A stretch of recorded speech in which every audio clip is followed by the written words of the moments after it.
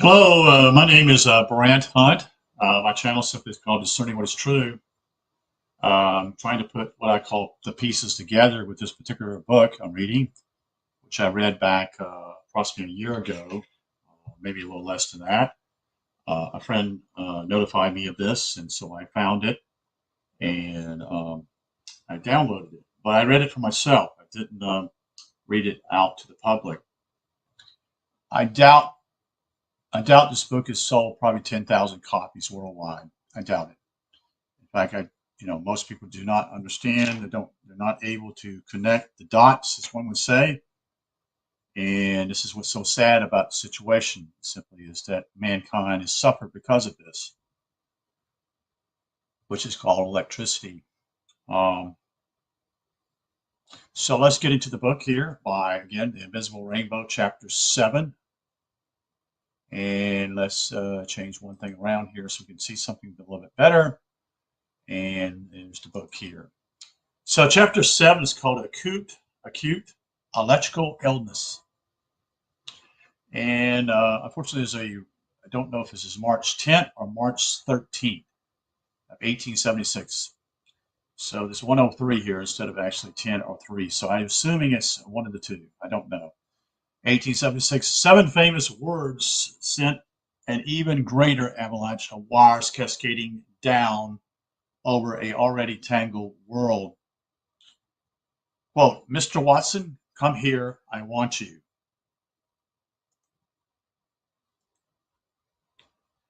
As though living in a desert that was waiting to be planted and watered, millions of people heard and heeded the call. For although in 1879 only 250 people owned telephones in all of New York City,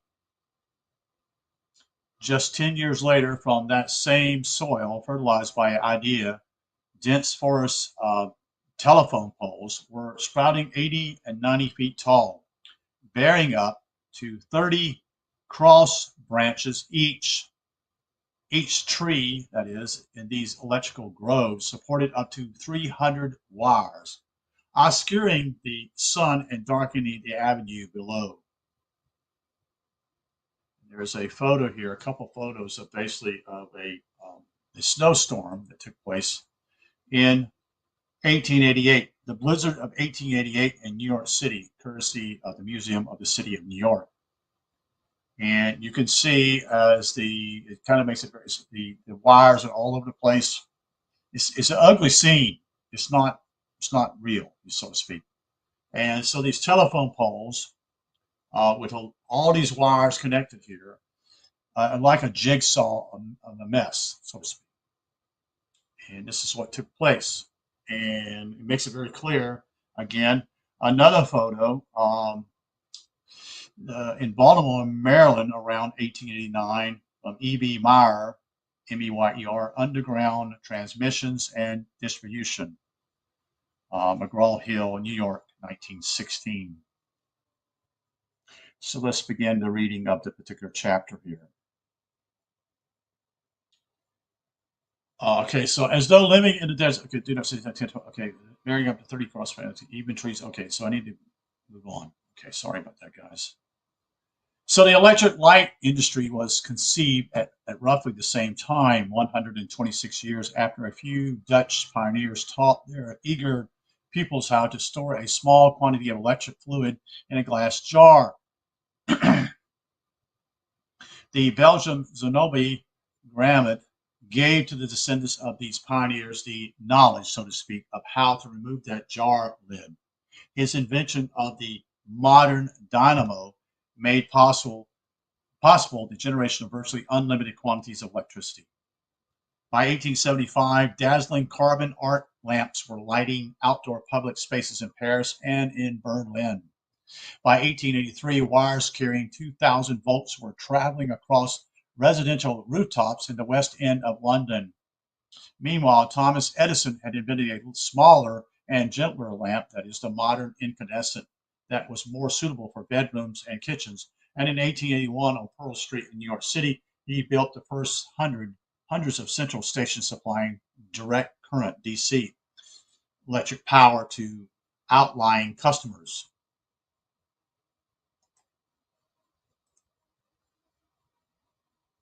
Thick wires from these stations soon joined their thinner comrades, strung between high branches of the spreading electric groves shading streets and cities across America. And then another species of invention was planted alongside what we call AC, which is alternating current. Although many, including Edison, wanted to eradicate the invader, to pull it out by the roots as being too dangerous, their warnings were to no avail. By 1885, the Hungarian trio Karolyi Zimowski, Otis Lati, and Max Derry had designed a complete AC generation and I've assumed that's a generation, it don't make sense, generator and distribution system, began installing these in Europe. In the United States, George Westinghouse adopted the AC system in the spring of 1887, and the battles of the currents, end quote, escalated. Westinghouse vying with Edison for the future of our world in one of the last sabots of their brief war on page 16 of its January 12, 1889 issue of Scientific America published the following challenge.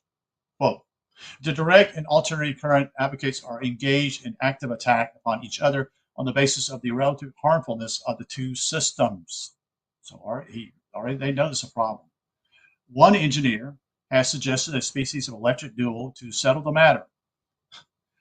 He proposes that he shall receive the direct current while his opponent shall receive the alternative current. Both are to receive it at the same voltage, and it is to be gradually increased until one succumbs and voluntarily relinquishes the control test, I should say, contest.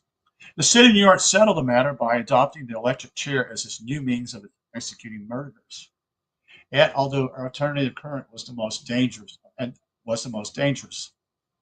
it won the duel, which was even then playing out not between individual combatants, but between commercial interests. Long distance suppliers of electricity had to find economic ways to deliver 10,000 times more power through the average wire than had previously been necessary. Using the technology available at that time, direct current systems could not compete. From these beginning electrical technology, having been carefully sowed and fertilized and watered and nurtured, shot skyward and outward towards and beyond every horizon. It was Nikola Tesla's invention of the polyphase AC motor, patented in 1888, enabling industries to use alternative current not just for lighting, but for power. That provided the last necessary ingredient. In 1889, quite suddenly, the world being electrified on a scale that could scarcely have been conceived when Dr. George Beard first described a disease called neurasthenia. The telegraph had, quote, annihilated space and time, end quote. Many had said at the time, but 20 years later, the electric motor made the telegraph look like a child's toy, and the electric locomotive was poised to explore onto the countryside. In early 1888, just 13 electric railroads had operated in the United States on a total of 48 miles of track. This is electric. This is not steam, okay? And a similar number in all of Europe. So spectacular was the growth of this industry that by the end of 1889, listen folks, this is only a year and a half. Roughly 1,000 miles of track had been electrified in the United States alone. In another year, that number again tripled. So that would have been 3,000 miles. 1889 is the year man-made electrical disturbances of the Earth's atmosphere took on a global rather than a local character. In that year, Edison General Electric Company was incorporated, and Westinghouse Electric Company was reorganized as the Westinghouse Electric and Manufacturing Company. In that year, Westinghouse acquired Tesla's alternating current patents and put them to use in its generating stations, which grew to 150 in number of 1889, and into 301 a year later. Double. In the United Kingdom's amendments of the Electric Lighting Act in 1888 eased regulations on the electric power industry and made central power stations development commercially feasible for the first time. And in 1889, the Society of Telegraph Engineers and Electricians changed its name to the now more appropriate Institute of Electrical Engineers, IEE. I think that's still the same thing today. In 1889, 61 producers in 10 countries were manufacturing incandescent lamps, and American and European companies were installing plants in Central and South America. In that year, Scientific American reported that, quote, so far as we know, every city in the United States is provided with arc and incandescent illumination, and the introduction of electric lighting is rapidly extending to the smaller towns, end quote. And like I said earlier, my parents did not have electricity in their houses in the 1930s. They lived in the rural part of South Carolina. So they were eventually what we call electric co-ops were invented because the two power plays, well, the main power play was South Carolina Electric and Gas, which I don't think it was gas at that point. It was just simply South Carolina Electric Power or something of that nature. But anyway, the point simply is this.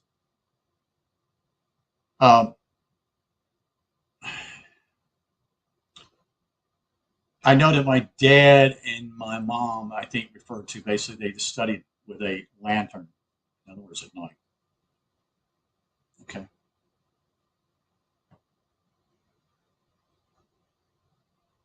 So also in that year, that is Charles Dana, writing in the medical record, reported on a new class of injuries previously produced only by lightning. They were due, he said, to the, quote, extraordinary increase now going on in its practical application of electricity. Nearly 100 million dollars being already invested in light and power alone. In 1889, most historians agreed the modern electrical era opened. And in 1889, as if the heavens had suddenly opened as well. Doctors in America, Europe, Asia, Africa, and Australia were overwhelmed by a flood of critical ill patients suffering from a strange disease that seemed to have come like a thunderbolt from nowhere. A disease that many of these doctors have never seen before. That disease was influenza. In other words, the modern day flu. And that pandemic lasted 4 continuous years and killed at least 1 million people. No one knows this, folks. I never knew this. No one told me this.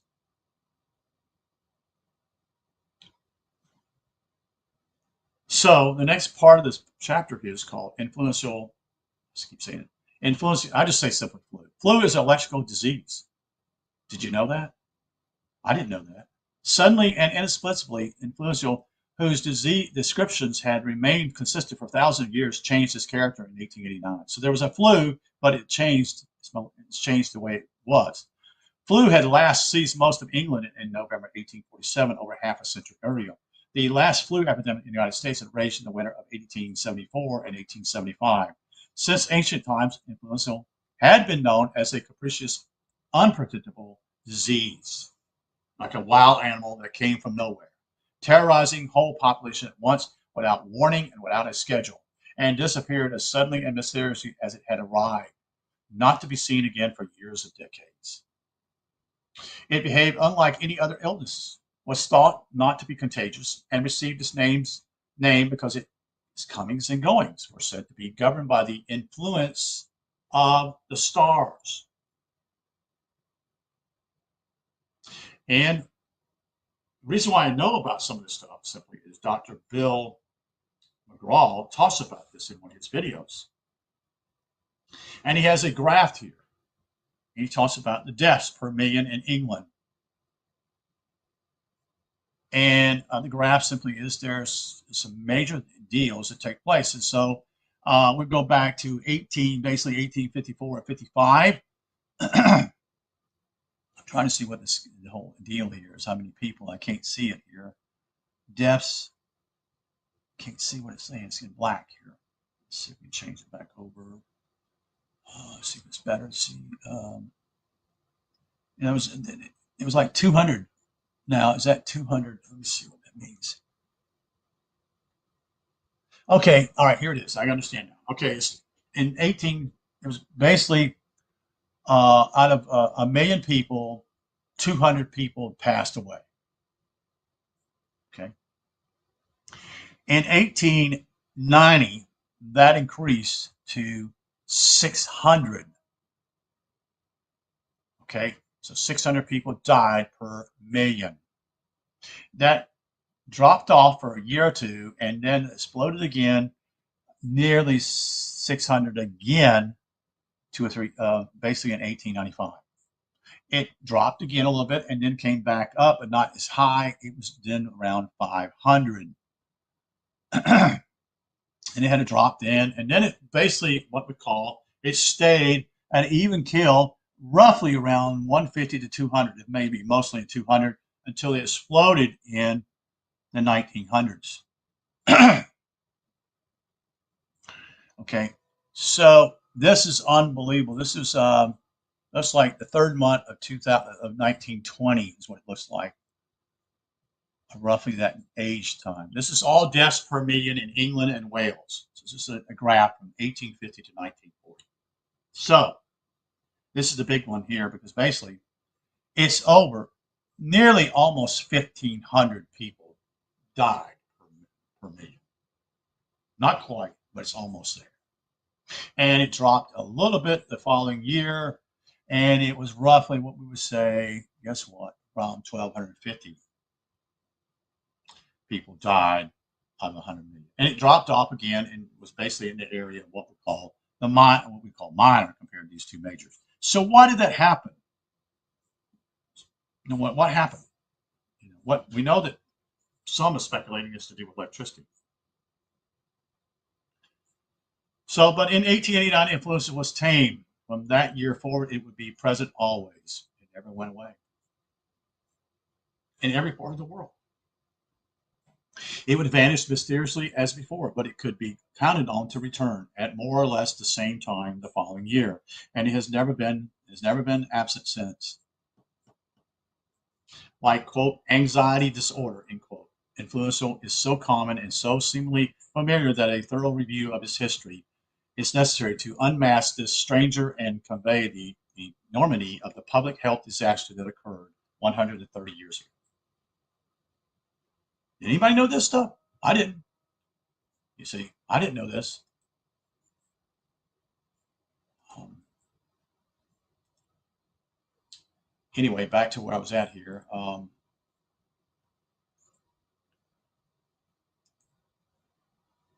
So it's like the anxiety influenza is so common, it's so seemingly familiar. So people, we know more than enough. You see, the microscopic virus associated with this disease has been so exhaustively studied that scientists know more about its tiny life cycle than about any other single microorganism, period. But this has been a reason to ignore many unusual facts about this disease, including the fact that it is not contagious. Not contagious, folks. How about that? In 2001, Canadian astronomer Ken Tapping, Tapping, together with two British Columbian physicians, were the latest scientists to confirm yet again that, or at least the last 3 centuries, influential pandemics have been most likely to occur during peaks of solar magnetic activity, that is, at the height of each 11-year sun cycle. Such a trend is not the only aspect of this disease has long been puzzled biologists. Wait a minute, what's going on here? Outside influence here? You see? In 1992, one of the world's authorities on epidemiology of influenza, or just call it flu, R. Edgar Hope Simpson, published a book in which he revealed the essential known facts and pointed out that they did not support a mode of transmission by direct human-to-human contact. Hope Simpson had been perplexed by the flu for a long time. In fact, ever since he had treated its victims as a young general practitioner in Dorset, England, during the 1932 and 1933 epidemic. The very epidemic during which the virus that is associated with the disease in humans was first isolated. But during his 71-year career, Hope Simpson questions were never answered. Quote, the sudden explosion of information about the nature of the virus and its antigenic reactions in the human host, end quote. He wrote in 1992 and only, quote, added to the features call for explanation. There's still ones people can't yet figure it out. So why is the flu seasonal? You still wonder. Why is the flu almost completely absent except during the few weeks or months of an epidemic? Why do flu epidemics end? Why don't out-of-season epidemics spread? In other words, why does it happen at a certain time period? So it's kind of so. How do epidemics explode over whole countries at once? You can even ban people from quote unquote flying or traveling, and guess what? It still happens. That's what they're saying. And disappear just as miraculous as it's suddenly prohibited. He could not figure out how a virus could possibly behave like this. Why does flu so often target young adults and spare infants and the elderly? He questioned. How is it possible that flu epidemics travel at the same blinding speed in past centuries as they do today? How does the virus accomplish its so-called, quote, vanishing trick, end quote? This refers to the fact that when a new strain of the virus appears, the old strain between one season and the next has vanished completely all over the world at once. Oh, something's real weird here. And you can do whatever you can do that people will take flu shots, and that doesn't mean guarantee you anything neither. Hope Simpson listed 21 separate facts about the flu that puzzled him and that seemed to defy explanation if one assumed that it was spread by direct contact. He finally revived a theory that was first put forward by Richard Schope, S-H-O-P-E, the researcher who isolated the first flu virus in the pigs in 1931, and who also did not believe that the explosive nature of many outbreaks could be explained by direct contagion. Schope and later Hope Simpson proposed that the flu is not in fact spread from person to person or pig to pig in the normal way, but that it instead remains latent in human or swine carriers who are scattered in large numbers throughout their communities until the virus is reactivated by an environmental trigger of some sort. Hope Simpson further proposed that the trigger is connected to seasonal variations in solar radiation, and that may be electromagnetic in nature, as a good many of his predecessors during the previous 2 centuries had suggested. When Hope Simpson was young and beginning his practice in Dorset, a Danish physician named Johannes Meyer, at the end of a long and distinguished career, had just published a monogram in which he too showed that influenza pandemics tend to occur during years of maximum solar activity, and further that the yearly number of cases of flu in Denmark rose and fell with the numbers of sunspots. In an era in which epidemiology was becoming nothing more than a search for microbes, Meyer admitted, and you already from hard evidence that, quote, he who dances out of line risks having his feet stomped on, end quote. Okay, see, this is, when you speak out about something like this, you could get in trouble. You won't have a job. But he was certain that influenza and flu had something to do with electricity, and he had come to this conviction in the same way I did from personal experience.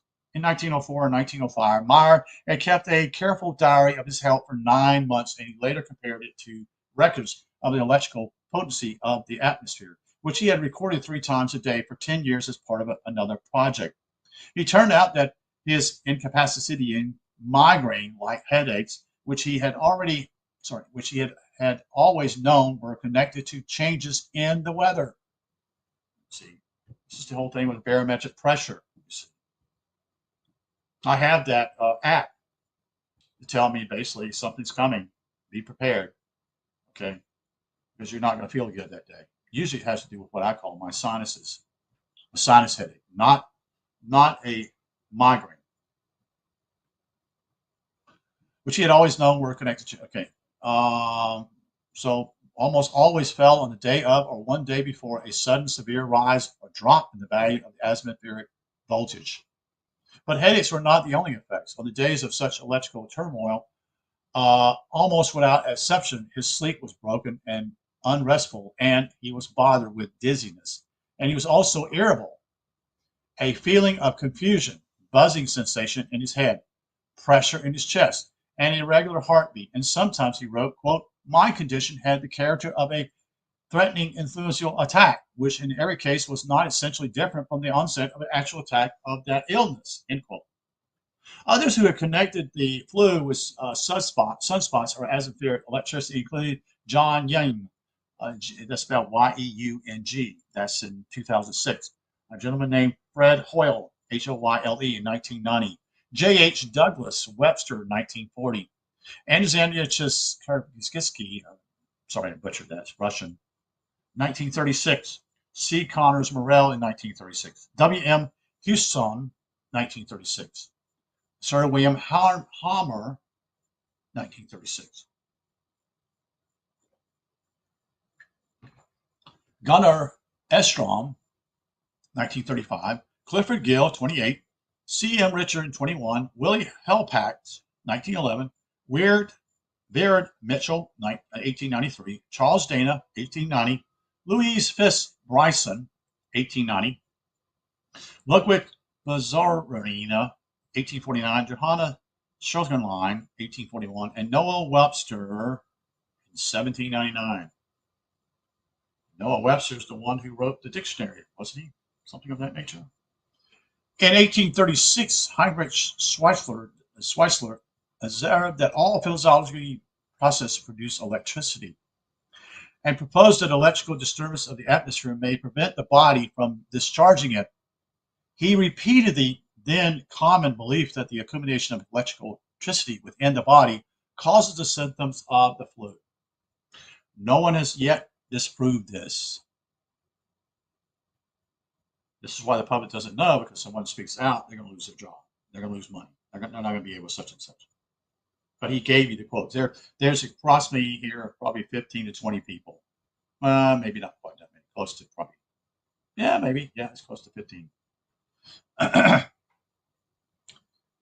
it is of interest that between 1645 and 1715, a period astronomers that is called the Mater minimum, M-A-U-N-D-E-R, minimum, when the sun was so quiet that virtually no sunspots were to be seen and no auroras grace polar nights, during which, according to native Canadian tradition, quote, the people were deserted by the lights of the sky, from the sky, that is, quote. There were also no worldwide pandemics of flu. In 1715, sunspots reappeared suddenly after a lifetime absence. In other words, roughly 50 years, I'm guessing. In 1716, the famous English astronomer Sir Edmund Halley, at 60 years old, published a dramatic description of the northern lights. It was the first time he had ever seen them, but the sun was still not fully active, as though it had woken up after a long sleep. It stretched its legs, yawned, and lay down again after displaying only half the number of sunspots that it shows us today at the peak of each 11-year solar cycle. It wasn't until 1727 that the sunspot number surpassed 100 for the first time in over a century. And in 1728, the flu arrived in waves over the surface of the Earth. The pandemic is almost 150 years. Most universal and enduring than any previous recorded history, that epidemic appeared on every continent, became more violent in 1732, 4 years later, and by some reports lasted until 1738. That is the peak of the next solar cycle. John Huxham, who practiced medicine in Plymouth, England, wrote in 1733 that, quote, scarce anyone had escaped it, end quote. He added that there was a, quote, a madness among dogs. The horses were seized with the cholera before mankind. In other words, they got it before men. And a gentleman averted to me that some birds, particularly the sparrows, left the place where he was during the sickness, end quote. A observer in Edinburgh reported that some people had fevers for 60 continuous days, and that others not sick died suddenly. By one estimate, some 2 million people worldwide perished in that pandemic. If influenza, or I keep saying wrong, the flu is primary electrical disease, a response to electrical disturbance of the atmosphere. This is why I can understand what he's talking about here, because I am a shortwave enthusiast. In other words, I listened to shortwave radio in the past. And we all cringe when the quote unquote very little electrical power coming from the sun, because it means simply is you're not able to connect or hear stations far, far away. Okay? And that would be also, when I say shortwave, I'm also talking about AM band too, because AM and shortwave are all together. AM covers a very small part of it. Shortwave is much larger, much larger. And this is why also their frequencies changes during the fall and winter months, and then it also they change in the spring and summer because they change the frequencies differently, okay, based upon what they're expecting from the sun. Now remember, that affects the northern hemisphere, but does it affect the southern hemisphere? Um, so severe outbreaks were reported in May of that year, which doesn't make any sense when you think about May. It's already springtime. So what's going on here? Simultaneously in Bulgaria, Uzbekistan, Greenland, and northern Alberta. Flu was reported in July, that is in Philadelphia, and in Hillston, a remote town in Australia, and in August in the Balkans. So what is it doing in the summertime? See, this is why people think it's contagious.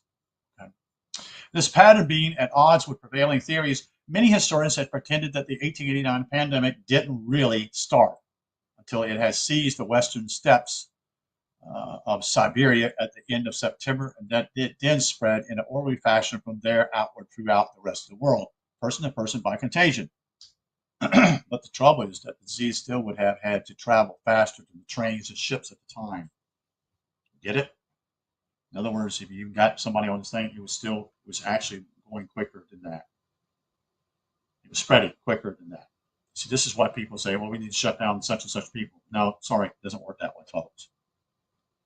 It reached Moscow and St. Petersburg during the third or fourth week of October, but by then the flu had already been reported in Durban, South Africa, and in Edinburgh, Scotland, New Brunswick, Canada, Cairo, Paris, Berlin, and Jamaica were reported epidemics in November.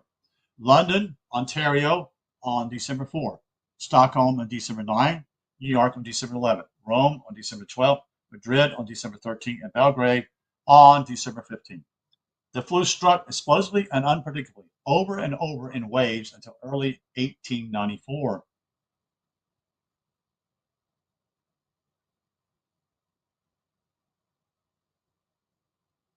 So this is 1889 to 1894. So this is 5 years. It was as if something fundamentally had changed in the atmosphere, as if brush fires were being ignited by some unknown vandal randomly everywhere in the world. One observer in eastern central Africa, which was struck in September of 1890, asserted that the flu had never before appeared in that part of Africa at all. Now that's interesting, isn't it? I wonder if they had started having electricity there. Not within the memory of the oldest living inhabitants. The flu, said Dr. Benjamin Lee of the Pennsylvania State Board of Health, quote, spreads like a flood, quote, inundating whole sections in an hour. How does that happen? When people stay inside their even houses, folks. Think about it.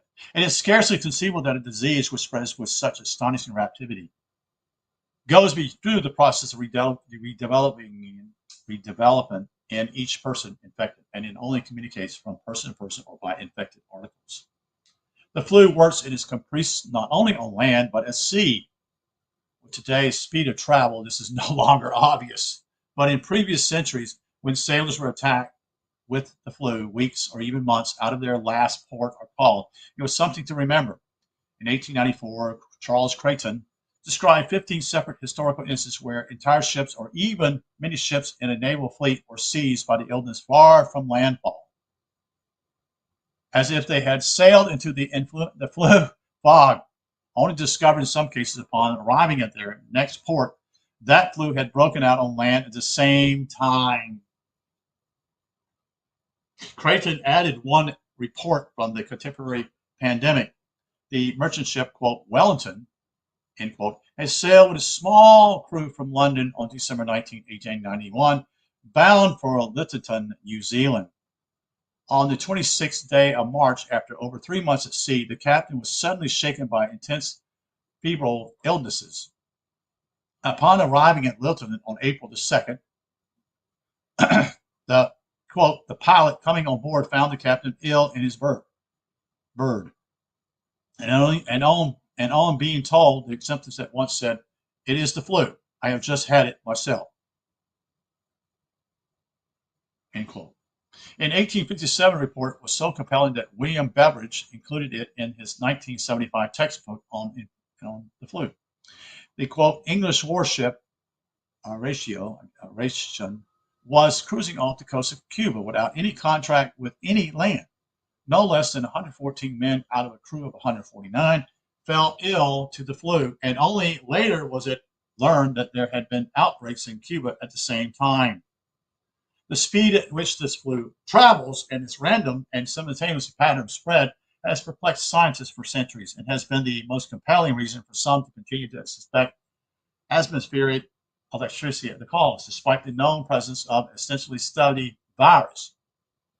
Here's the sampling of opinion at old and modern.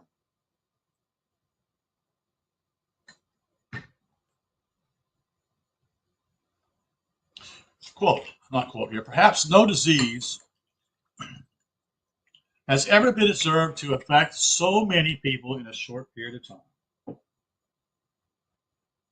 As the flu, almost a whole city, town, or neighborhood becoming affected in a few days. Indeed, much sooner than could be supposed to spread from contagion. Mercatus, Mercatus, relates that when it prevailed in Spain in 1557, the greatest part of the people were seized in one day.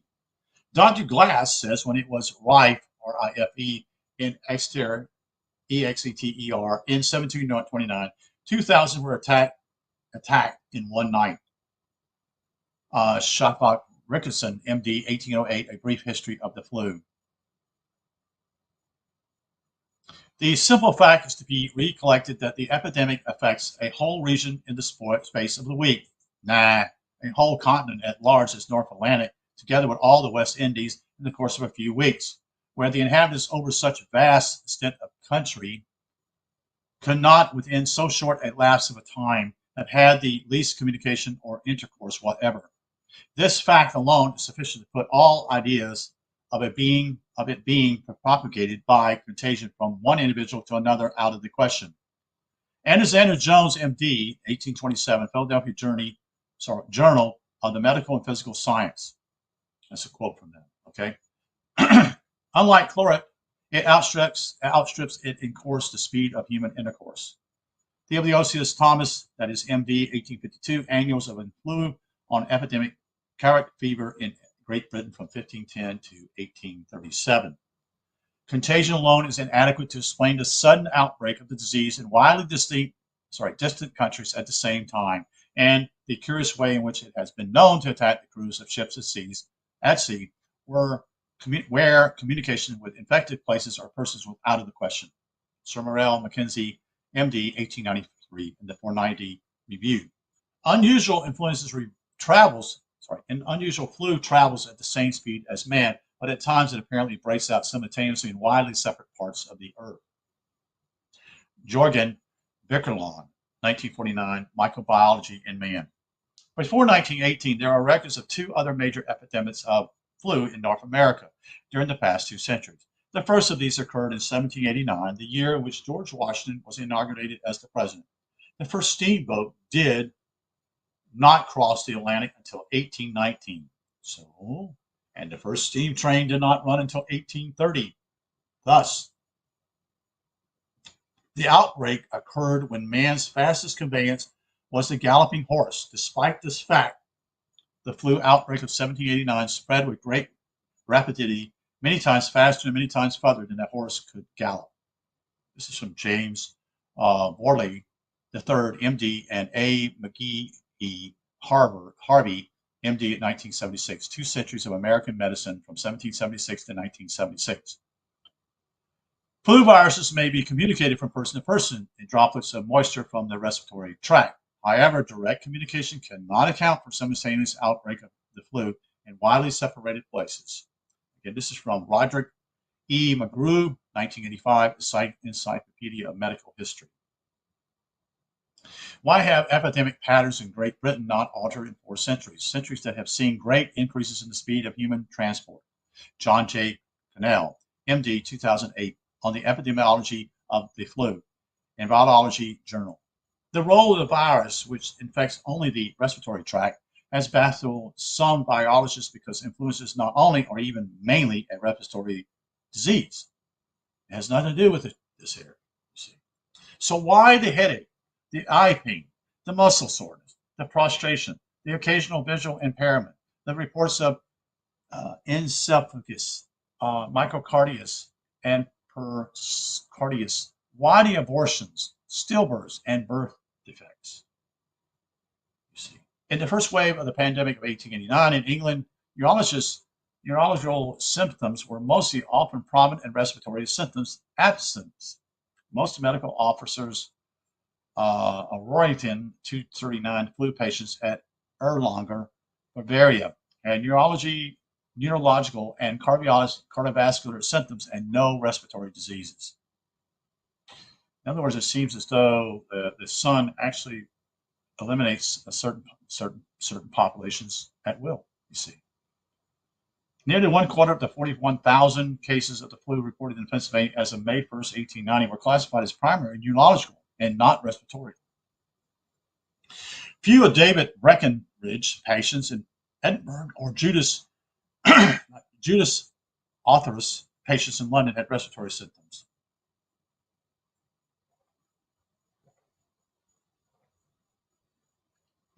Instead, they had dizziness, insomnia, couldn't sleep, indigestion, constipation, vomiting and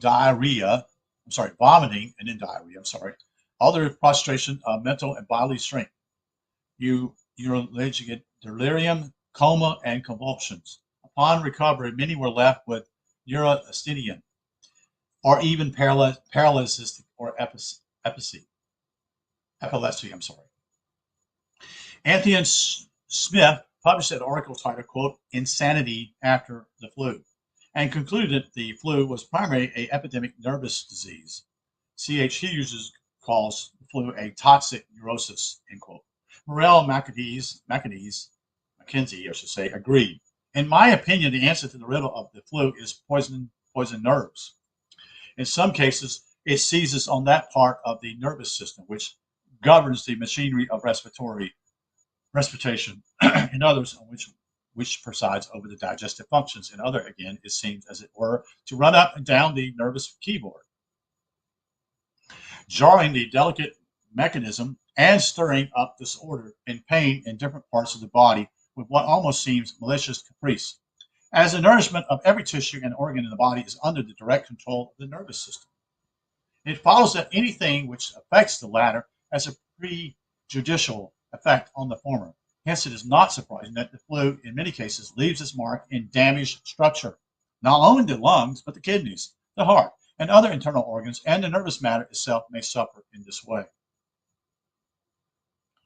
Insane asylums filled up with patients who had had the flu, people suffering variously from profound depression, mania, paranoia, or hallucination. Quote, the number of admissions reached unperceivable proportions, end quote, reported Albert Lilly at the Beauregard Lunatic Asylum at Bourges in 1891. Quote, admissions for the year exceeded those of any previous year, end quote, reported Thomas Cloustern, superintendent physician of the Royal Edinburgh Asylum with the insane in 1892. Quote, no epidemic of any disease on record has had such mental effects. So what they're saying simply is something's a little different here, and it takes place after electricity has been involved in. Makes it worse. Is that what they're saying? He wrote in 1893, Althaus reviews scores of articles about psychosis after influenza, that is flu, and histories of hundreds of his own and others' patients who had gone insane after the flu during the previous 3 years. Wow.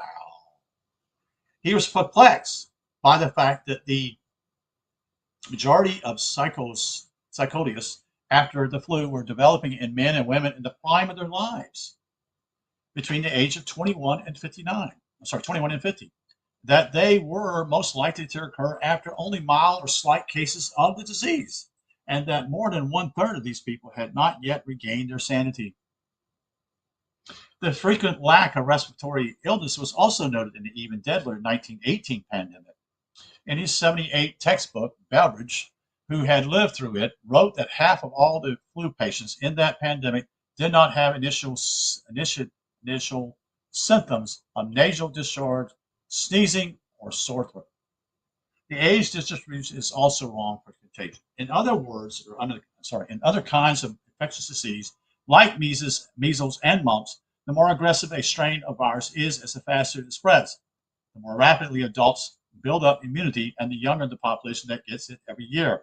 According to Hope Simpson, this means that between pandemics, influenza should be attacking mainly very young children. But the flu keeps on stubbornly targeting the adults. The average age is almost always between 20 and 40, whether during a pandemic or not.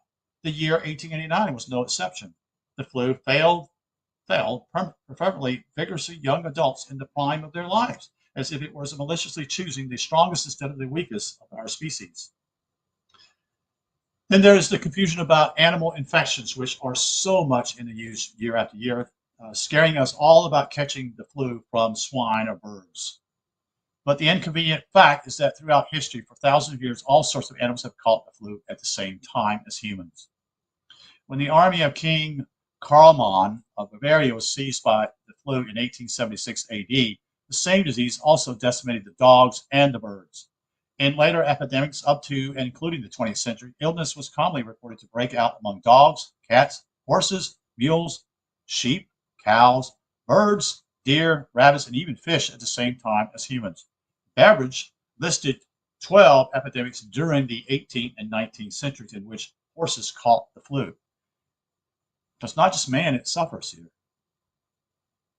It all affects the animals, usually 1 or 2 months before the humans. In fact, this association was considered so reliable that in early December 1889, Sims Thompson observed the flu-like, that is, illness in British horses, wrote to the British Medical Journal predicting an imminent outbreak in humans, a forecast which shortly proved true.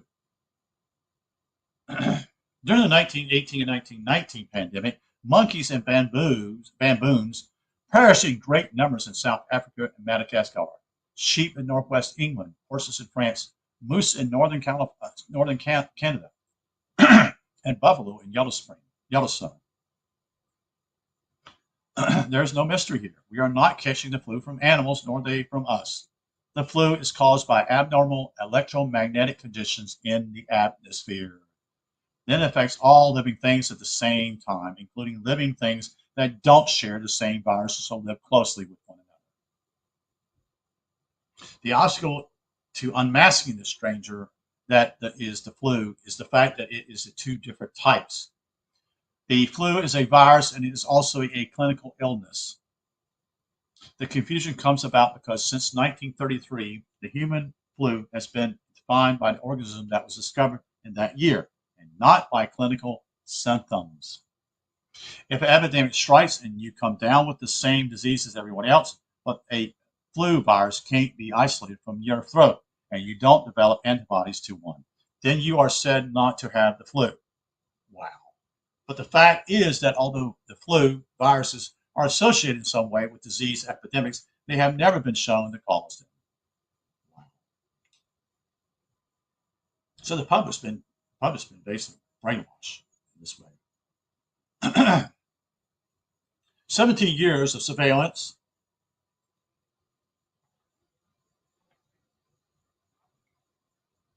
by Hope Simpson in and around the community of Cirencester, England, revealed that despite popular belief, the flu is not readily communicated from one person to another within a household. 70% of the time, even during the, quote, Hong Kong flu pandemic of 1968, only one person in the household would get the flu. If a second person had the flu, both often caught it on the same day, which meant that they did not catch it from each other. Sometimes different minor variants of the virus were circulating at the same village, even in the same household. And on one occasion, 2 young brothers who shared a bed had different variants of the virus, proving that they could not have caught it from each other or even from the same third person. William S. Jordan in 1958 and P.G. Mann in 1981 came to similar conclusions about the lack of spread within families. Another indication that something is wrong with prevailing theories and the failure of vaccination programs. Although vaccines have been proven to confer some immunity to particular strains of flu viruses, several prominent biologists have admitted over the years that vaccinations have done nothing to stop epidemics, and the disease still behaves just as it did 1,000 years ago. In fact, after reviewing the 259 vaccination studies from the British medical journey spanning 45 years, Tom Jefferson recently concluded that the virus, that is the flu vaccines, have essentially no impact on any real outcomes, such as school absences, working days lost, and the flu-related illnesses and death. The embarrassing secret among biologists is that from 1933 until the present day, there has been no experimental studies proving that the flu, either the virus or the disease, is ever transmitted from person to person by normal contact. So they're not doing their homework. As we will see in the next chapter, all efforts to experimentally transmit it from person to person, even in the middle of the most deadly disease epidemic the world has ever known, have failed. And that is the conclusion of chapter 7 of this brilliant book here. So thank you for being here. Thank you for listening. It's quite a eye-opener, you see. And again, this work is simply called, let me find it here real quick.